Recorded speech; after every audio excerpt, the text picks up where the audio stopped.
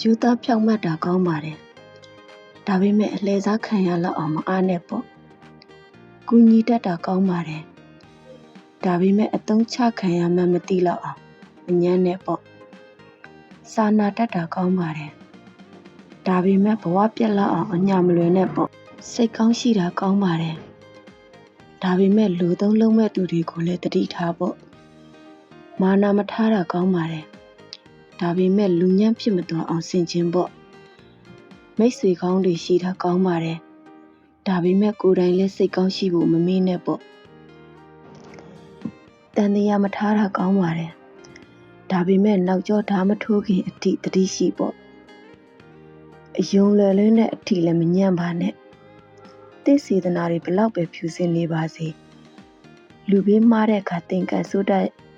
ရတတ်တယ်ဒါကြောင့်တင့်စီကအကောင်းဆုံးဆိုတာတွေကိုလူတိုင်းကိုဘယ်တော့မှလွယ်လွယ်မပေးမိပါစေနဲ့စေတနာဆိုတာလူတိုင်းအတွက်မဟုတ်မှန်းသင်သိလိုက်ရတဲ့အချိန်မှာပြန်တွေးမိတိုင်းနောင်တရစေရာအမတ်တရားတွေနဲ့ကင်းဝေးနိုင်ပါစေ